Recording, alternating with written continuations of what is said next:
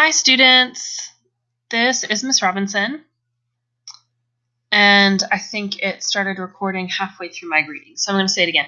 Hi students, this is Miss Robinson. This is the beginning of our writing training series. We're doing this thing called Flipping the Classroom, which is where I record videos, give you quizzes on them, and you either do them during class at stations or at home, and then we actually do the practice of writing and reading critically and having discussion in class so that you can do the cognitive work, the really heavy brain work in class when I'm there, and you can do the stuff where you're kind of sitting passively, and normally you would just be staring at my face or taking notes. You can do that at home or in stations together as I rotate around the room. So this is kind of what we're doing. This particular writing training is going to cover kind of the first couple of steps. So as you can see, the title of this is, if you forget everything that you knew about how to write an essay, look here. So this will be kind of the beginning of our series. The first thing that we're going to talk about is how to read a prompt. So pretend that you are a random student and you sit down and you have a prompt and all these texts in front of you that either asks you to write an explanatory essay or an argument essay. And you may see here, I'm going to use the drawing tool, you may see here that it says explanatory / informative / expository. And that is because some of the prompts that you see are going to say explanatory, some may say informative, some may say expository. There are slight differences between those things, but really all you need to know is that you're explaining something. You may be talking about cause and effect. You may be talking about the order in which something happens, but you're basically explaining something here. The other main type of essay that we've been dealing with this year is argument or persuasive / opinion. And that type of essay presents something that you would like to argue, something on which you have an opinion. So we have 4 steps when you first sit down and read the prompt. The first one is confirm the type of writing task. Figure out, is it explanatory? Is it argumentative? That is the main thing that you need to do at the outset. I'm going to make a separate video where I show you how to do this and I show myself doing it. But I want to just go over the steps first because some of us are completely capable of doing this, and we are the kind of people who just forget the steps, and that's okay. So this is review. And the second thing is to underline the keywords in the topic. This is the set of words that actually tells you what your essay is going to be about. So this isn't underline argument because you would already know at that point that it's an argument essay. This is like write an argumentative essay that explains why or why not students should have a curfew. And what you would underline there would be have a curfew. I'm going to show myself doing this for you in another video. The next thing that you want to do is count the number of texts. So the reason why I say here include as many as possible is because a lot of times we like to do the bare minimum, but the bare minimum doesn't usually get the job done. So if there are 3 texts, my advice to you is to include 3 unless the prompt says otherwise. If the prompt says use 2 out of 3 of these texts, then listen to the prompt. But if it doesn't say specifically, or if it says use multiple texts, I would include all of them. And the next is to confirm that you planned for the type of writing, the topic, and the number of texts. If you find that you're planning and you're writing down all this stuff after you've read these texts and it doesn't match up to those 3 things, you need to go back to the drawing board. The prompt is like your guiding light. Like, oh, like that is the thing that should inspire all of your writing for this essay. The next step is decide how to organize your notes. And I know that some of us are very meticulous and have very intense methods that we use to organize our notes, and we're very specific about what we like. Some of us, though, skip this step because we think that Ms. Robinson just wants us to waste our time, and that's not true, my friends. It is necessary to organize your notes. So there are 2 primary options that I'm going to present to you for explanatory. The first one is say, mean, matter.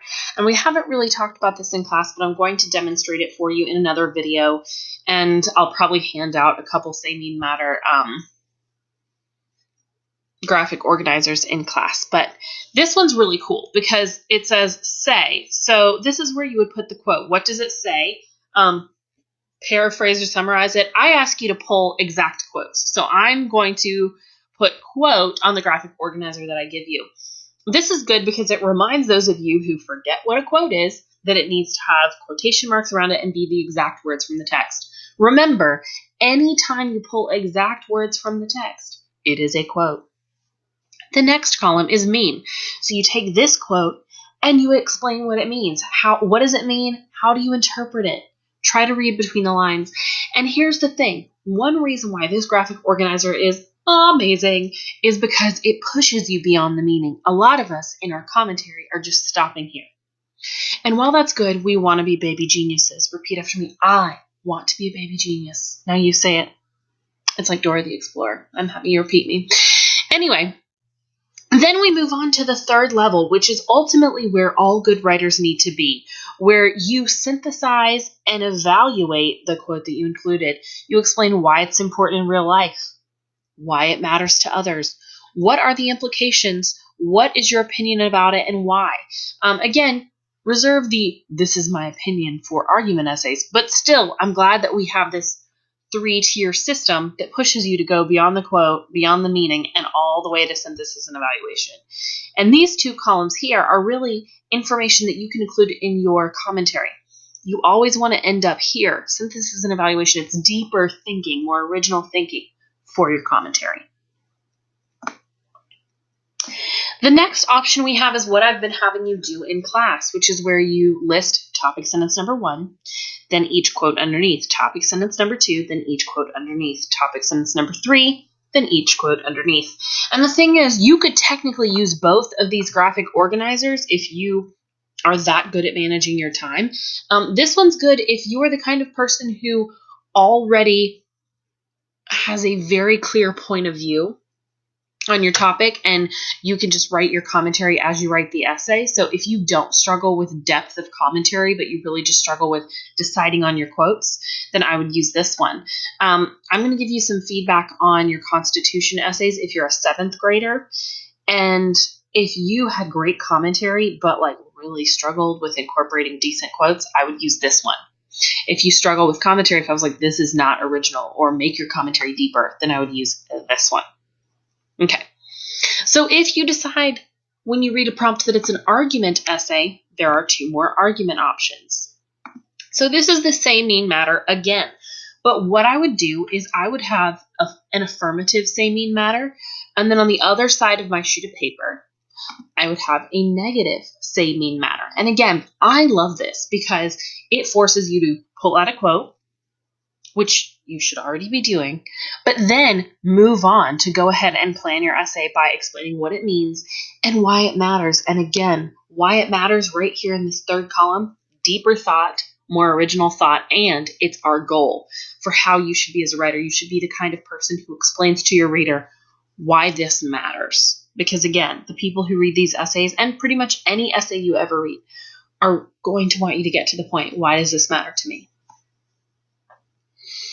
You can also move on if you're in the middle of writing an argument essay and you want to stick with the classics. You could go back to our T-chart, which is what we've been doing all year, which is the T-chart, affirmative on the left side, negative on the right, each reason and quotes below. And the reason why I'm splitting it up with reason 1 and quote 1, quote 2, and reason 1 and quote 1, quote 2 over here is because you will need to use both sides of this chart. I don't care if you say, well, I only want to argue negative, I know for sure, or I only want to argue affirmative, I know for sure.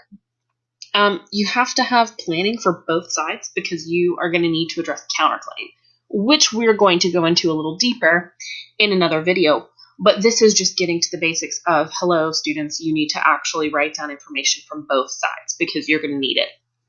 So those are 2 options for planning either type, explanatory or argumentative essays.